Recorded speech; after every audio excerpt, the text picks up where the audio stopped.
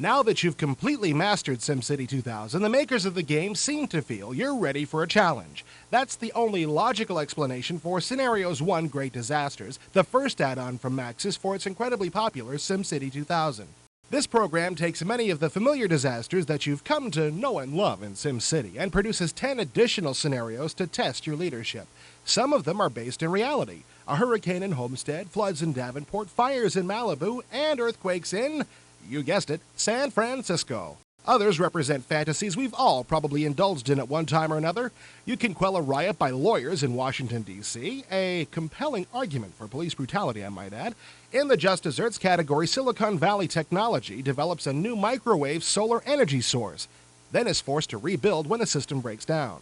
Then there's the volcano that magically appears in downtown Portland, even though it's extremely doubtful that that area is zoned for eruptions.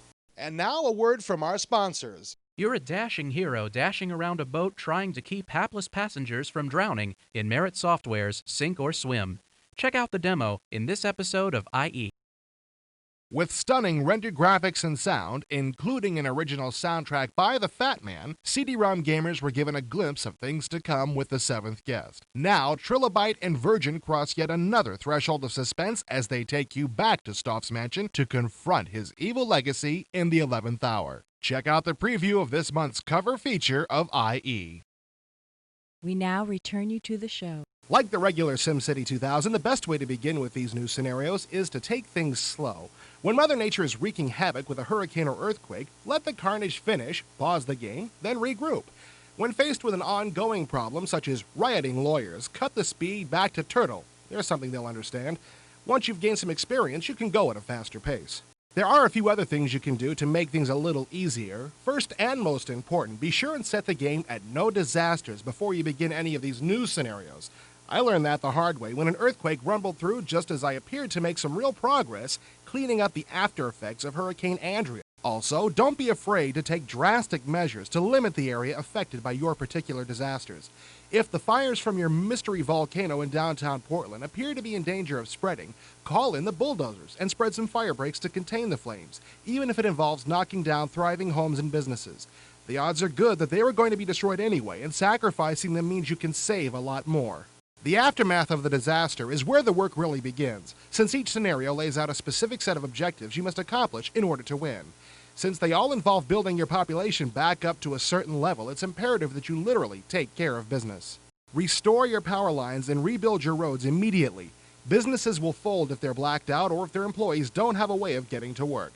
Then take a look at your water system. Disasters always seem to take a heavy toll on the water supply, and the economy will dry up, pun intended, if you don't deal with that problem. Keep an eye on the newspapers. Most members of the media may be nosy, opinionated bastards, but they do provide helpful information.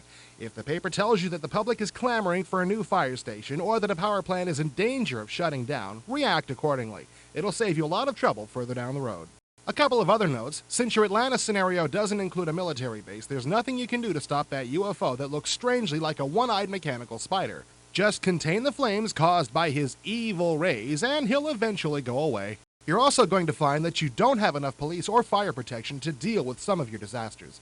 When this happens, squelch the urge to build more police or fire stations to solve the problem. You can build the new stations, but the extra policemen and firemen won't be available until the disaster ends. SimCity 2000's designers understand that life is hard and that unwanted disasters often rear their ugly head and destroy something that took a long time to build. At least with their new Great Disasters add-on, you can protect the city that took you so long to painstakingly create and let the vile volcanoes, lawyers, and UFOs of the world tear up somebody else's town.